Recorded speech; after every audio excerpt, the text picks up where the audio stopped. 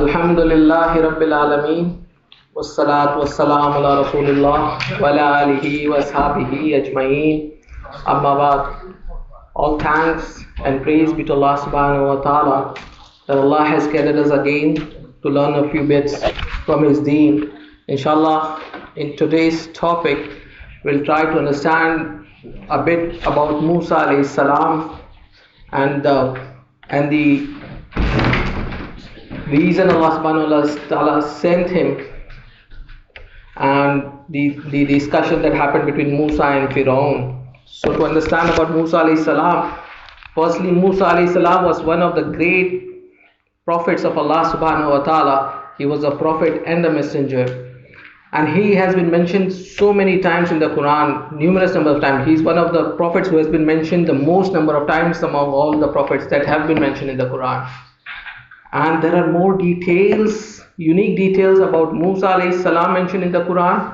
For example, it's even mentioned how his birth took place. It's mentioned how he got married. It's mentioned how much dowry he had to pay to get married. So there were unique details about Musa alayhi salam. And he was a very strong and loved prophet of Allah subhanahu wa ta'ala. So Musa alayhi salam was from the children of Ishaq alayhi salam. So Ibrahim alayhi salam had two sons, right? Ishaq and Ismail. And Ibrahim alayhi salam, he made the dua that all the prophets that came afterwards, they were all from the progeny of Ibrahim.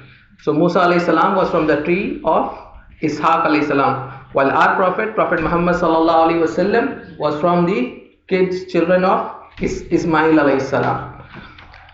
So Musa alayhi salam, the situation before Musa alayhi salam was even born. So this was in Egypt. Firaun was a tyrant ruler of Egypt, and Firaun he exalted himself. So he was like, I'm the ruler, and he used to claim that he was God as well. He used to tell people, I am your Lord. And then he rebelled against Allah in arrogance, and he thought he was superior over people. This was Firaun. And how did he rule? So these are things which have been mentioned from the ayat of the Quran. So in the ayat it's mentioned that he divided his people in sections. So even he used the same policy like divide and rule, right?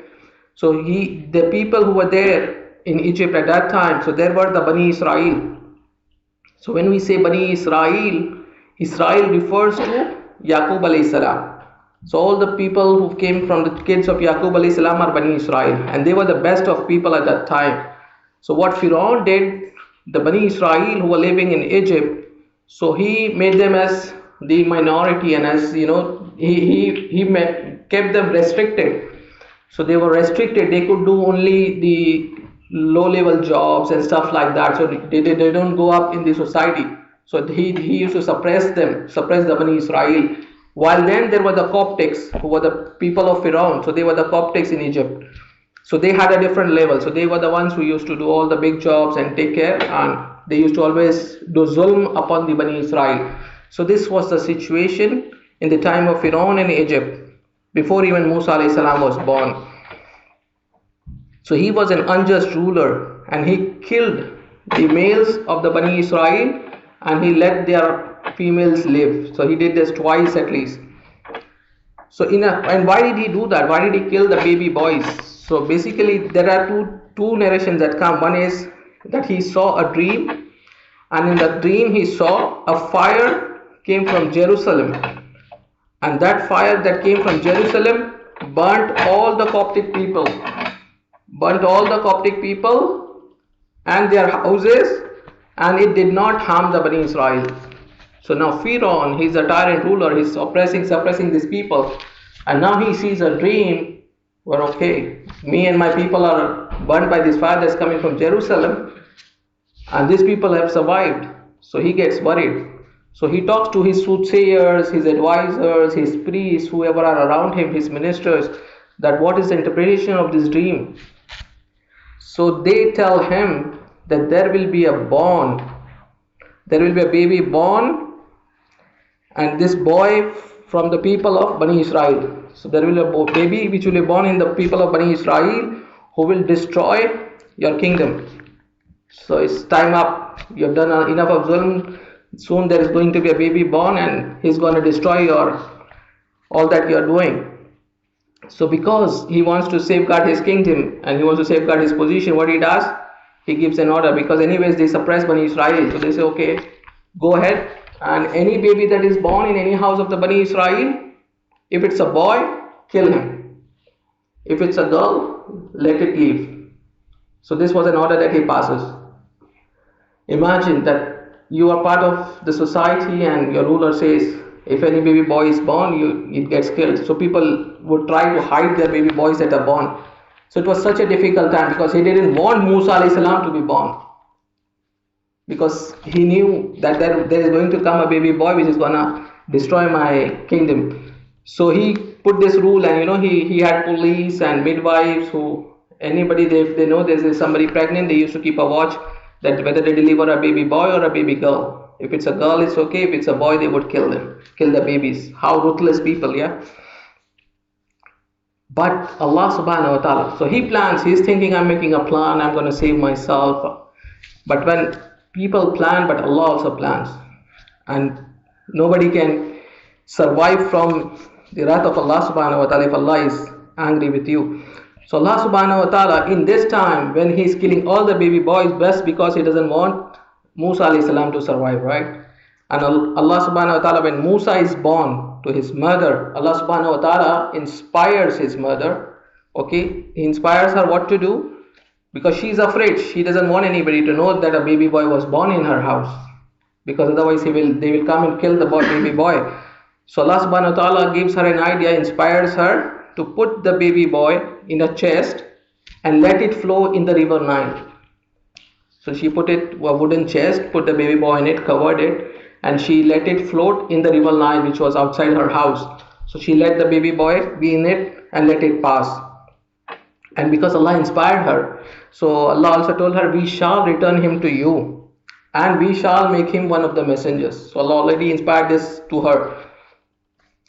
So she did that step, she took that courage, and because she knew anyways, if she keeps the baby boy in the house, sooner or later they're going to come to know and they're going to kill the boy. So she takes this step, that the idea that Allah subhanahu wa ta'ala gives her, she puts her trust in Allah, and she puts him in the chest and she let it flow in the river Nile. So the chest, as it flows through the river Nile, it reaches where? Straight to the house of the enemy, right? It reaches to the palace of Firaun. So the slave girls of Firaun, they find this floating chest in the river, so they take the chest and they're like, okay, so there is something in it. They're scared, they don't want to open it, so they take it to who? Their boss, right? They take it to the wife of Firaun. And who was wife of Firaun? Asiya. And Asiya, mashallah, she was a believer and she's gonna be one of the leaders of the women in Jannah. So although he was a tyrant, he was a zalim, his wife was a abid. She was one who worshipped Allah subhanahu wa ta'ala. So Asiya, when she opens the chest, she sees a baby boy, a beautiful baby boy, and she just falls in love with the baby boy, and she tells Firaun. When Firaun comes and inquires what happened, what was found, and she says that there was a baby boy in this chest, and he orders, okay, we need to get it killed. And he doesn't want to take any risk, right, with his kingdom. So he says, we need to get it killed. She says, no, why don't you give it to me as a baby, as a gift? Give the baby boy to me as a gift. And they didn't have any kids. So one reason for she's trying to convince him now, right? She says, can you give me the baby as a gift? Then she says, she's trying to convince him. She's like, he will be a delight to my eye and yours. So she's telling this baby boy will be a delight, we'll get sukoon looking at the baby because we don't have any kids. Then she also says, he may be of use to us if we'll have a baby boy because we have no kids. So he may be of use. Once he grows up, he can help us. Or we may take him as a son. So she tries to convince him. So although he was not very convinced, but then he gave in. Because Allah subhanahu wa ta'ala wants Musa to survive. So all his strategy, everything fails there, right? So then he accepts her request, and Musa alayhi salam, he was born and he lived in the house of Firaun. SubhanAllah, look at how Allah helps the people of belief. But when Musa alayhi salam now is in the house of Firaun, he's a baby, and obviously the mother, she feels the void over there. She's missing her baby. Now look how Allah helps her. So her heart became void. She missed him, but she could not openly ask anyone, did anybody see the cradle? So she had asked his sister, Musa's sister, to follow the cradle from the distance. So she had noticed that the cradle floated and reached the house of Firaun. So then she was again keeping a watch on the distance, if what can be done, what did they do to it. She wants some news about it. So they are now worried that this is what has happened. And then, as Allah, He does what He wills. When Musa, they need a foster mother to feed Musa now, right? The baby. So when they're trying to search for a foster mother, so they call different women, and he wouldn't take feeding from any lady. So he would just keep crying and he wouldn't accept. So the people of Musa now they're looking for a foster mother whose feeding this baby would accept. So the sister of Musa, who's also keeping a watch in the city, so she comes to know of this and she goes and she tells the people who are looking, like, okay, I know a family, maybe you can try that mother and maybe he may accept her feeding. So they take Musa alayhi salam to his original mother and he accepts suckling only from her. So see how Allah connected them back. So then he accepted it, and then Asiya told the mother, okay, why don't you move and stay in my palace and so that you can feed the baby. She said, no, I have a family out there. I can't leave here. If you want, you keep him with me. So Allah joined the mother back with the baby. SubhanAllah. So Allah subhanahu wa ta'ala, He joined the mother and the baby. So now Musa is back with the mother, but he belongs to Asiya because she's kind of adopted him. And that's how he grew up. So now we move forward to when Musa became a young man, strong man. So now he's matured enough. So a narration comes where Musa went to the city at the time of noon. So there were not many people in the city. So he saw two people fighting.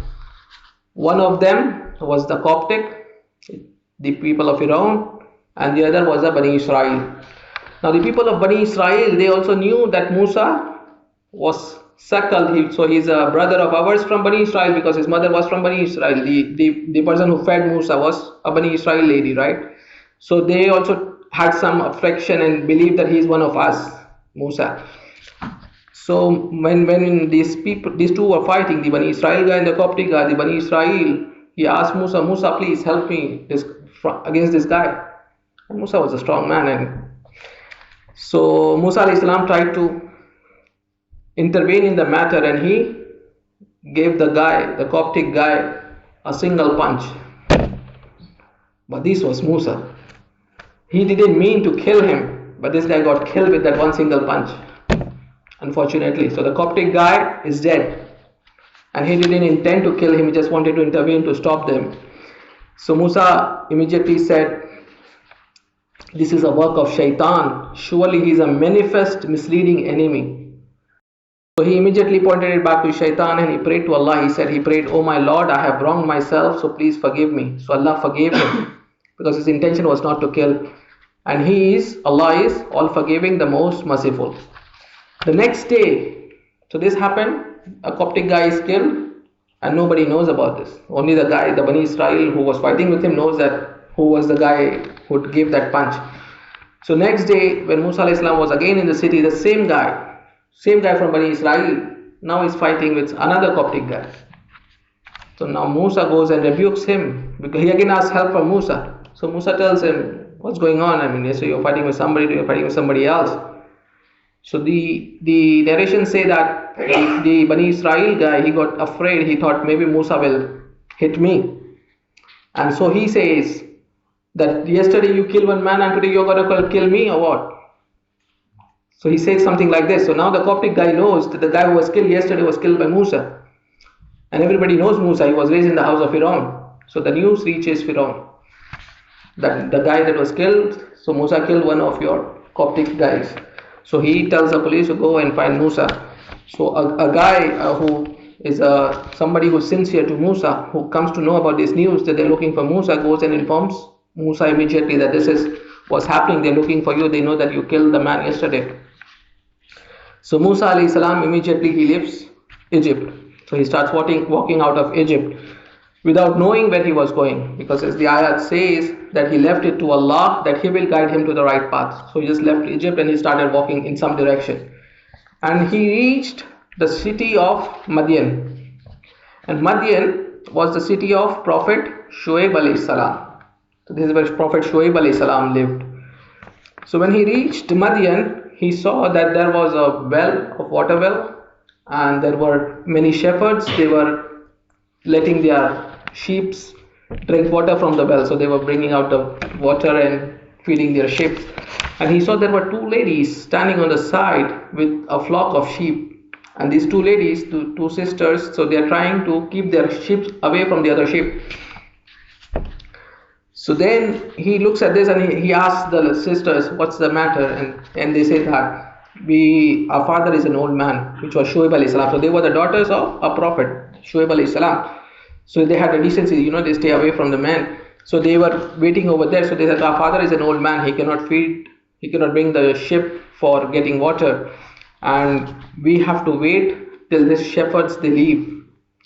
And then even what they used to do is those shepherds, when they leave, they cover the well with a huge stone, huge rock. So they cannot even pull new water. So only the water that was left over from the previous shepherds, only that water they could use for their sheep. So Musa comes to know of this, and what he does is he tries to help them. So after the shepherds have left, he moves the rock away and he takes out water from the well and gives it to the sisters to feed their sheep. So they feed their sheep and they leave, they go back. In the narrations in the hadith, it's mentioned from Umar radiallahu ta'ala anhu that he mentioned about this, the Prophet mentioned about this stone that was lifted by Musa. It was so huge and strong that you need 10 men to move it. And Musa moved it alone by himself. So he was a real strong man. And then when he went to sit in the shade, and he said, the dua that is there in the Quran, my Lord, I am in need of any good that you may send to me. This is a very famous dua we can read whenever we need provision from Allah subhanahu wa ta'ala. That I am in need of any good that you may send to me. And in the hadith, Ibn Abbas radiallahu ta'ala anhu said about that Musa, when he went all the way from Egypt to Madian, on throughout the way he didn't take any preparation with him, right? It was not a planned trip, unplanned trip. So he went eating only plants and leaves on the way. So that's why he's praying to Allah now, I need something, because now he sees a city, he sees people. So he made a dua to Allah, he asked from Allah, not from anybody else.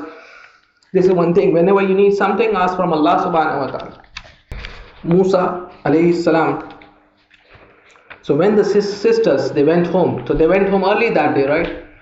So the father, Shoaib alayhi salam, is a prophet. So he inquired, what's the matter? What changed? Why you early today? So they tell him about what happened. They said there was this man over there and he helped us to let the sheep have water and stuff like that. So they tell him everything that happened.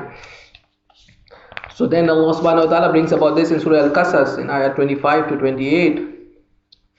That Musa was sitting there, he had made the dua. So one of the sisters came back. So it's mentioned in the ayat where it says, then there came to him one of the two women walking shyly. So one of those two sisters came back where Musa was sitting, and she said, verily my father calls you that he may reward you for having watered our flocks for us. So when he came to him, so now Musa went back to Shoaib alayhi salam. So when he came to him and narrated the story, he said, fear you not, you have escaped from the people who are zalimun. So when Musa, he reached Shoaib alayhi salam and he told him, this is what happened in Egypt, and I have been chosen by Allah, I'm a messenger of Allah, and this is what happened. So he said, don't worry, now you are outside of their range, you are no more in their limits, so don't be afraid. And said one of them, so the next ayah says, so one of the girls, she tells, O my father, hire him. Verily the best of men for you to hire is the strong, the trustworthy. So one of the sisters is advising her father, why don't you hire him so he can help you with the work that we need to do. And she says that he is strong and trustworthy. So Shoaib asks, how do you know he's strong and trustworthy? So how did she know? So the hadith which comes from Ibn Abbas, Umar, and other than them, radiallahu ta'ala anhum, they said because of the lifting of the stones, they knew he was strong, because the stone couldn't be moved easily. So he was a strong man. And then the narration of when he was walking back to Shoaib alayhi salam. So there's the sisters come to call him. So he tells her, you need to be walking behind, I'll be walking in front. And to show me the way, whether I need to turn right or left, just throw a stone. Whichever direction you'll throw the stone, I'll walk in that direction. So he didn't walk behind the woman. So this shows he was a trustworthy man, respected the woman, so he let her walk behind him. Didn't want to make her feel awkward, From there it comes that he was a strong and a trustworthy man. Then Shuaib alayhi salam, when he listened to this, he said, I intend to wed one of these two daughters of mine to you. So he's a prophet, and he can see that Musa is a prophet. So he immediately gives him an offer. He said, okay, I can marry one of my daughters to you, and you can live here on the condition. So here this is the condition, the dowry, how much meher. So on condition that you serve me for 8 years. But if you complete 10 years, it will be a favor from you. So now he can marry one of his daughters, and the meher is that he has to work for Shuaib alayhi salam for 8 years. If he does 10 years, that's a favor from Musa's side. That's being nice from you. But I intend not to place you under a difficulty. If Allah wills, you will find me one of the righteous. So then this is what Shuaib alayhi salam offered him, and he accepted it because he needed a place to live. So he accepted to work for him for either 8 or 10 years. It was free will. But the ahadith mentioned that Musa alayhi salam, he gave the best of it and the longer of it, which is 10 years. So we always try to give our best performance. Whenever we are hired, we try to do our best. So he worked for him for 10 years. Then after 10 years, we move on to the next part of the story. So there are many different ayahs which are covering the different areas of his life. So now Musa is going back towards Egypt with his family because he's missing his mother, he's missing his brother Harun. So he wants to go back to Egypt. So after completing his commitment, 10 years, now he decides to walk back. So now Musa alayhi salam is walking back after 10 years with his family. It was a dark, cold night. And while he's walking, he spotted a fire at a distance near Mount Tur. So he saw this fire, and he tells his wife, okay, just stay here. Maybe I'll go there. Maybe I may find some people. Maybe I'll find some information. Maybe we are lost. Are we going the right direction? Or maybe I'll find some wood and so that we can get some warmth from it. So let me go and find what's there near that fire. And about this fire, then it's mentioned in the ayat, Surah Taha, ayat 11 to 16. And when he came to it, he was called by name, O Musa. So when Musa went towards the fire, a voice comes. So this is Allah subhanahu wa ta'ala talking to Musa. What was Musa alayhi salam? He was Kalimullah. He was somebody whom Allah spoke to. He spoke directly to Musa. So this was one of his special sifa, that he was a Kalimullah, one who spoke to Allah. So the voice comes, O Musa, verily I am your Lord. So take off your shoes. You are in the sacred valley Tuwa. So this valley is called Valley of Tuwa. It's a sacred valley where Musa was on Mount Tur. And Allah subhanahu wa ta'ala further tells him, and I have chosen you. So listen to that which will be revealed. So Allah subhanahu wa ta'ala informs him that you are a messenger, I have chosen you. The next ayah says, verily I am Allah, la ilaha illa ana. None has the right to be worshipped but I. So Allah subhanahu wa ta'ala is giving this message directly to Musa. And perform as-salat. So perform as-salat. Perform the prayers for my remembrance. Verily the hour is coming, and I'm almost hiding it from myself, that every person may be rewarded for that which he strives.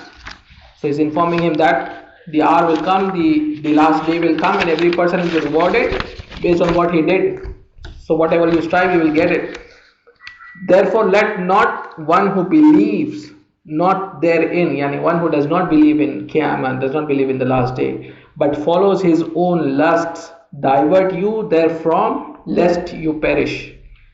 So don't let somebody who doesn't believe in the last day, they just want to enjoy the dunya, divert you from it. And the person who follows his own lusts doesn't divert you from working for the akhirah, and otherwise you will also be from the losers. So these are the ayat where Allah subhanahu wa ta'ala spoke to Musa for the first time on Mount Tur. So now we know, where did Allah subhanahu wa ta'ala speak to Musa?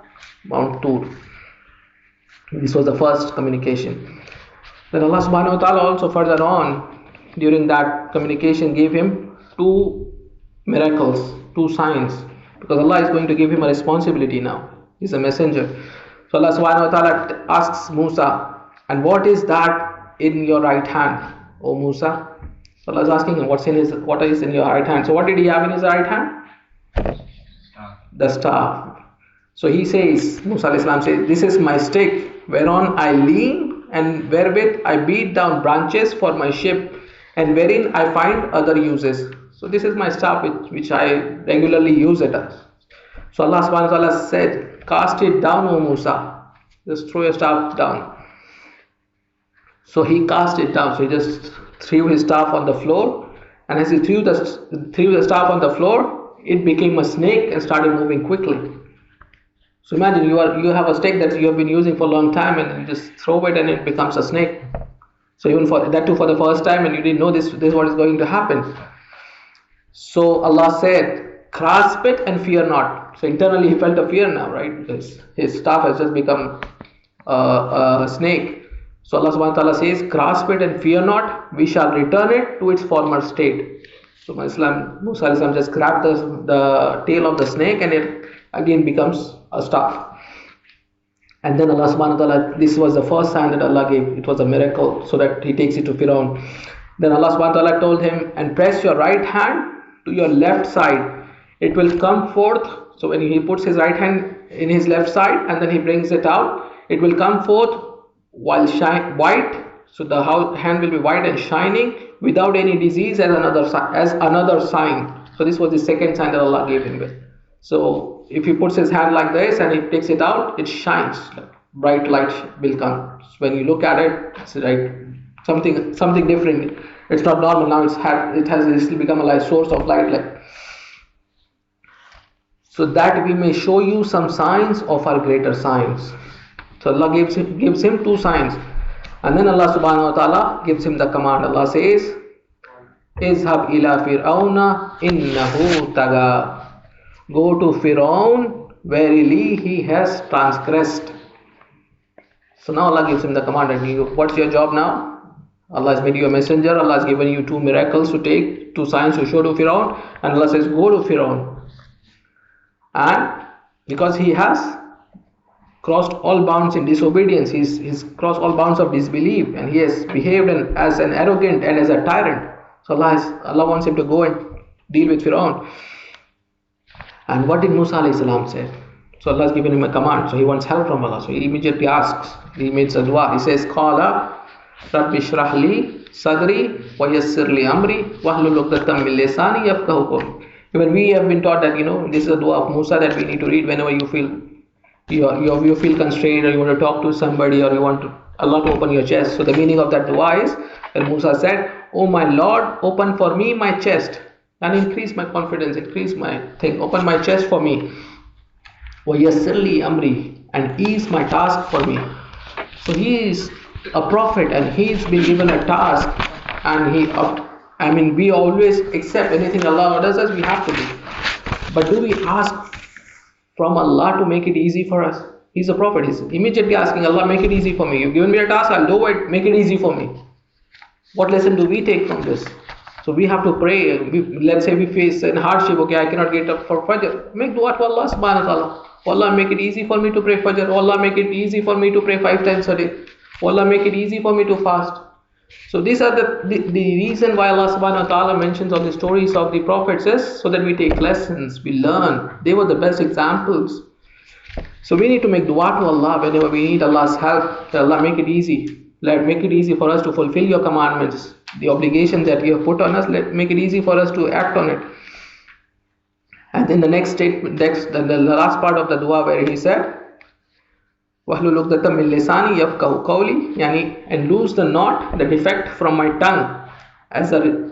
So this was when Musa alayhi salam was a baby and he was a kid. So Firaun wanted to test him, that this baby is really somebody who's looking for my kingdom, or he's a normal baby. So he kept some jewels and stuff like diamonds and stuff like that, and in another place he kept a burning coal. So if it's a normal baby, it will go towards something which has light in it, not something which is of more value. So he put that baby boy towards it. So at that time, Musa, he picked up the burning coal and put it in his mouth. So the babies, anything that they pick, they want to put it in their mouth, which led to a burn on his tongue, because of which when he spoke, it was not very clear. So he's asking Allah, he's making dua to Allah, Allah, make that knot open from my tongue, and loose the knot from my tongue. This is mentioned in Tafsir al-Tabri. And then the last part he says that they understand my speech. So if I have been ordered to go and talk, make it clearer, make my speech clearer. So we need to be clear when we talk, we need to be more eloquent, we need to make dua to Allah subhanahu wa ta'ala for that. And then he further on asks, and he says, and appoint for me a helper from my family, Harun, my brother. So he's making a request to Allah, okay, you have given me a command, why don't I get some more help from my family, make my brother Harun as a prophet as well, so he goes with me, so he can convey the message, he can be more eloquent when we speak to Firaun, because he knew he's going to the Firaun. So Allah subhanahu wa ta'ala, he listened to his dua. So Allah made Harun also as a prophet with Musa. So Musa alayhi salam reached when he reaches Egypt, he meets his family, he tells Harun that Allah has commanded us to go and talk to Firaun and invite him. He's been a zalim and he's oppressing the Bani Israel. So we need to invite him to the worship of one Allah. Last few weeks we have gone through Ibrahim alayhi salam, Nuh alayhi salam, all the prophets. What did they call to? Worship one Allah. Do not worship the idols. Do not worship other things besides Allah. Do not join partners with Allah. So now they have to face the tyrant. So Musa and Harun, they're supposed to go to Firaun, right? So now in another ayat in Surah Taha, ayat 44, Allah subhanahu wa ta'ala, look at Allah subhanahu wa ta'ala, what he's telling. Allah subhanahu wa ta'ala is telling Musa, and speak to him mildly, perhaps he may accept admonition or fear Allah. Here there is a tyrant, and he is the biggest zalim. He's calling himself Allah. And Allah Rabbul Alameen, the creator, and this is just one of his creation, nothing. And he is thinking he is Allah. And even when Allah is sending a messenger, a prophet to invite him, what is Allah telling him? So one of the worst man, and the guy who's going to call is the best man, is the prophet, and Allah is telling him, try to speak to him mildly, gently, that he may accept admonition.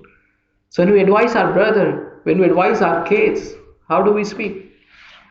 Mildly, with love, gently, or we just speak very rough because we have a commanding tone on our kids? We need to speak with love, we need to speak gently, we need to invite everybody gently. So this is another lesson we take. And the same manner Allah subhanahu wa ta'ala even mentioned to Prophet Muhammad sallallahu alaihi wasallam in another ayah. Allah subhanahu wa ta'ala told, invite, and this is being directed towards Prophet Muhammad sallallahu alaihi wasallam, to the way of your Lord with wisdom and in beautiful preaching, and with ahsan kalam, and reason with them in a way that is better. So even for us, this is the same command for all prophets. They speak, invite gently towards Allah subhanahu wa ta'ala. So Musa alayhi salam, he went to Firaun and he's speaking to him nicely, and he's trying to convince him, and he tells him that okay, you need to worship Allah subhanahu wa ta'ala. He's the creator, he's the sustainer. And Firaun is like, I am the one. So he doesn't want to accept, and that too in front of his ministers. So he is being arrogant now. He doesn't want to accept. And then Musa alayhi salam, he shows him the two signs that Allah blessed him with. So he shows him he throws his staff, which becomes a snake, and then he does the hand thing, which shines, and they all see and they're all amazed. And then because Firaun doesn't want to accept, he wants to reject it. So he rejected it, and he said, is this from magic, and you want to take away my kingdom using magic? So Firaun is saying, this is magic, what you're doing, it's a magic trick. So Firaun goes on and he challenges Musa. He said, what you're doing, these two signs, you're saying these are signs from Allah, these are miracles? No, this is just magic, and I can get the magicians and our people can do the same. So Firaun now puts up a challenge. He says, okay Musa, let's have a challenge with my magicians. I'll call my magicians, you do your thing, and we'll see who wins, who's victorious. So he opens the chance, and Musa took the chance. So he said, okay, we'll do it on the day of festival so that everybody is there. The whole city is collected and we do it in front of them, the challenge. So Musa alayhi salam and the magicians, that's the next part. So Musa alayhi salam, he accepted the challenge, and on the day of challenge, so now Firaun, what did he do? He invited the top magicians, and Egypt was at that time known for magic. So they used to be like the gurus in magic. So he called the top magicians and he told them, if you win, I'm going to reward you good, and you are going to be to the close ones. So you sit in my palace, you'll have higher positions now. So you need to make sure you beat this guy. So the magicians, they came on that day, and then they told Musa, will you throw first, or do we throw first? Who'll show that? So Musa alayhi salam told them, you go ahead, throw your whatever you want to do, your trick. So they all threw whatever they had, their staff or their ropes, and they bewitched the eyes of the people and Musa. So it appeared the staff or rope, whatever they had, it just appeared to our eyes, because they bewitched our eyes as if they were moving and they were snakes. So they could only bewitch, because this is magic. Magic is never real. It's a trick. And it's haram. And these people, so the people who do magic is kufr. Anybody who does magic is kufr. Anybody takes help from a magician, he has nothing in the hereafter. So these magicians, now these are the worst people that you could find on earth. So these magicians are now doing magic. They did the magic. And then Allah subhanahu wa ta'ala ordered Musa, now you throw. And the moment Musa alayhi salam threw his staff, it became a big snake, and it ate up all their ropes and their thick staff that was on the ground. And the magician, because they are the gurus of the trick, so they know this is not magic. They knew what Musa did. This is a miracle from Allah. This is not magic. They could identify. So if you have somebody who knows his business, and if you try to intervene, he'll say, no, this is not from our business, right? So the magicians knew this is not magic. So 2 minutes before, the people who were the worst of the people, the moment they saw this, they recognized that this is from the creator of Allah subhanahu wa ta'ala, the creator of this world. And immediately they fell into prostration. They did sujud. So they fell into prostration and they said, Amantu billahi, and we believe in the Rabb of Harun and Musa. So this worst people, the kufr, people of kufr, the magicians, now they immediately became Muslims, and they accept and they prostrate to Allah, and they say, we believe in the Lord of Harun and Musa. And now Firaun is agitated in front of everybody. I call these magicians, and now they immediately believed in Musa and Harun. So he says, you believe without taking my permission. He's still arrogant. Without my permission, how did you believe? And he scared them. He said, if you will believe in him, I will cut your arms and legs from the other side. So I'll cut one arm and the leg from the other side, and I will crucify you on the trees. So these people have just entered Islam, just accepted that Allah is a creator, and they immediately are being tested with such a thing. And what did they say? They said, do as you wish, because you can only harm us for this dunya, which is limited. So they were steadfast. They said, do as you wish. We are not going to leave belief in Allah. See how steadfast Allah made them. May Allah make us all steadfast upon the deen of Al-Islam. So now this happened, and Musa couldn't do anything, Firaun couldn't do anything. So the magicians accepted in front of people, and he lost in front of people.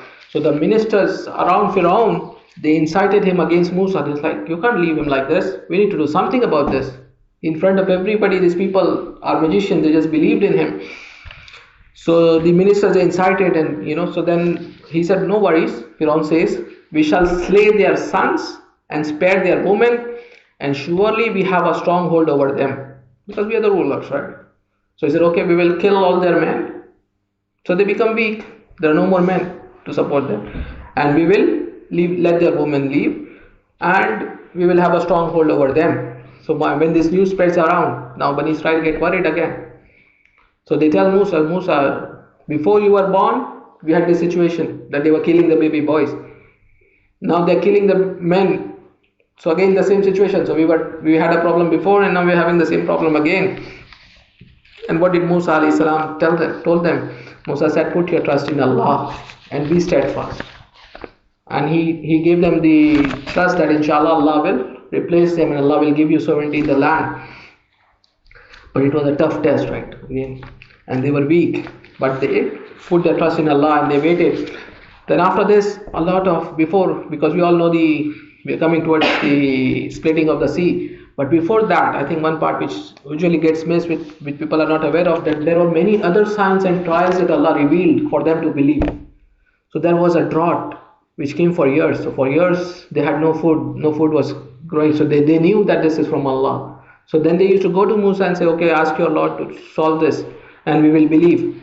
Then Allah removes the drought. Again they do the same thing. They don't believe in Musa. So then Allah sent and tested them with flood. Then Allah tested them with plague. Then Allah tested them with locusts. So locusts are, they ate not just the leaves and this, but they also ate their trees. So they knew that this was coming from Allah, this was punishment from Allah, and they still didn't believe. They see different signs. So after the locusts, they were tested with lice, those black minor insects you find in wheat and stuff. Everywhere they go in their food, everything, they see this. They see locusts everywhere, they see lice everywhere, one after the other. One test goes, the next one comes. And even this used to happen only to the Coptics, to the disbelievers. And it used to not affect the Bani Israel. SubhanAllah. And it was so clear that then they were tested with frogs. It's mentioned that even if the frogs jumping everywhere in their houses. They open your mouth to eat, a frog jumps in your mouth. Imagine, so clear signs, and this is happening only to you, only to the disbelievers. And Allah has saved the believers. The Bani Israel were not affected by these signs. So all this was happening, and then after the frogs, the blood. Anywhere they bring water, in the water they see fresh blood. They take out water from the river Nile, they find fresh blood in it. They take out water from a well, they find fresh blood in it. So many different signs. Because Allah wants them to believe. But when a person is arrogant, they don't believe, subhanAllah. So Allah gave them every opportunity before they were punished. But they didn't believe. Then Allah subhanahu wa ta'ala, He prepared Musa alayhi salam, and because the Bani Israel were afraid of, and so Allah subhanahu wa ta'ala, He told Musa alayhi salam, prepare them and you need to leave, get ready to leave Egypt. And when you will leave Egypt, definitely Firaun will not let you go easy, right? So he will pursue you, he will come after you with his army. So they planned, and one night, as per the command of Allah subhanahu wa ta'ala, to leave the believers, the Bani Israel with Musa, they try to leave from Egypt. So now they are going, and the news reaches Firaun. So Firaun now comes with his army. How can you leave? He's going to go and grab them, catch them. So Firaun they are in front, they're trying to run away from Egypt, and Firaun and his army is behind them. And then they reach a point which is the sea. So in front of you is the sea. Behind you is the army of the enemy. And what will happen?